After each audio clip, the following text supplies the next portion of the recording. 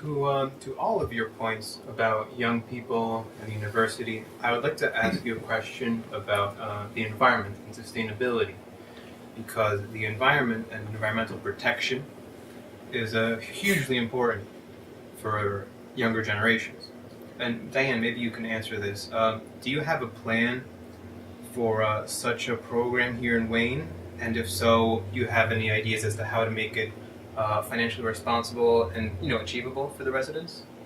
Yeah, Samir, I think that this is not just an issue for young people. This is an issue for anybody of any age who lives on this earth and is planning to hand this planet on down to you young people and people yet to come to this planet. I think that sustainability is the new and an exciting thing. I wouldn't really call it new because it's been around, and there are places in the country that are going completely 100% solar and wind powered. Take, for instance, there's a little town, Georgetown, down in Texas, a very red state, a very red town. Yet right there in the middle of the oil fields, this little town has decided that they're going to go 100% sustainable. And that Walmart in that town, it's run on 100% sustainable energy. They've done this because it's a win-win. It saves them money. So it's a win for the environment. It's also economically very feasible. And I think this is something we here in Wayne need to investigate. All over the country we need to investigate. Things like charging stations. Wouldn't it be great to have charging stations? Wouldn't we sell more plug-in cars if there were charging stations available? Things like encouraging our restaurants to be more sustainable. Wouldn't you go to restaurants if you knew that they were really focused on sustainability, that they didn't use, say, for instance, styrofoam containers, they were using sustainable materials, that they were using electric power in their facility, in their store, that was more sustainable? Wouldn't you like to see a directory like that on the Wayne Township website? So it wouldn't be something where we would mandate it, but it would be something where we would encourage our businesses to do this. Some of our businesses are already doing this kind of thing, but we're not aware of it.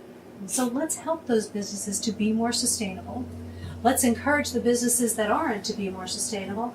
And by the way, we've got a Board of Ed that's working on this. We've got solar panels at our schools, and our schools are including sustainable power, in their energy. The schools in town are way ahead of our town. Why aren't we doing this on the township level?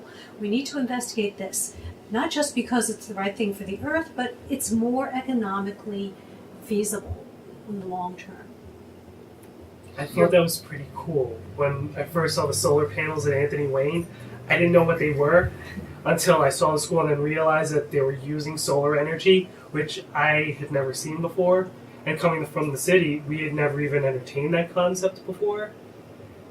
And I know there might be some critics when it comes to sustainability and switching over to clean energy, but anything's got to be better than JCP&L right now, right? I mean, it seems like every day somebody's complaining about the lack of customer service, a power outage someplace, and they're the only team in town. Well, here's the thing, James. It's also economically feasible because we have Sustainable New Jersey here. There are grants that are available to towns, and the Wayne Board of Ed has taken advantage of these grants to create, more sustainability. That's partly how they funded things like the solar panels.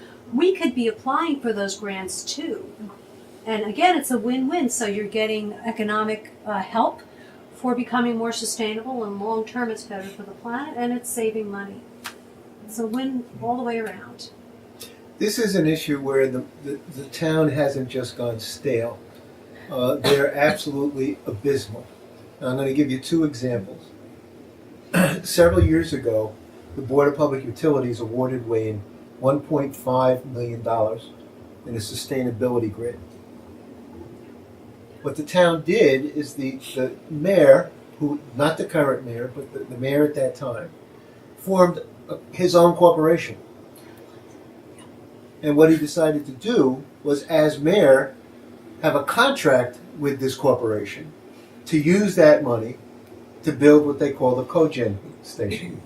So he was able to sign off on the contract as mayor on the one side, and he was able to sign off as the president of the company. The Board of Public Utilities found out about this, and they declared it unethical conduct and rescinded the grant. We lost not only a sustainability opportunity, but $1.5 million, right, that could have been used to build something that was giving us energy, all right, for the last 10 years. A second example, we had a local businessman, all right, who had a car wash. And he did everything he could with this car wash in order to have a clean car wash, recycling the water, doing all of those things. And the next thing he wanted to do was to put up a wind turbine, and then have his whole business sustainable. Well, there were some objections. There was a couple of neighbors. One was a school with young children, and they were afraid of the wind turbine.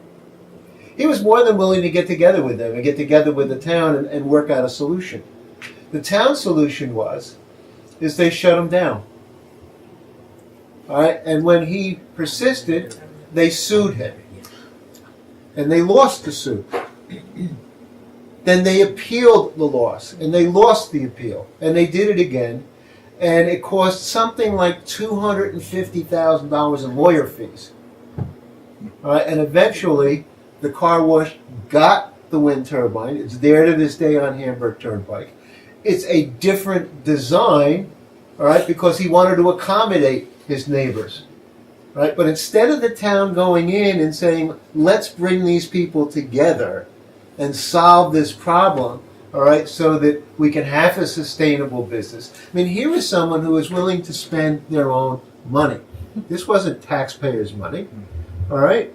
But they saw some short-term gain with some votes, all right, with a couple of people in the neighborhood who were well fixed, all right, and they tried to kill it.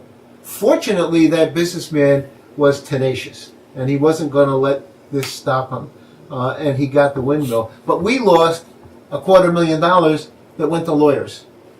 So in terms of this area, not only has the Wayne government been stale and ineffective, they have been completely hostile to this. And there's several other projects I could talk about, but those are the two that come to mind quickly. It's time that Wayne had representatives in town hall that are willing to fight for Wayne and move in the direction of sustainability.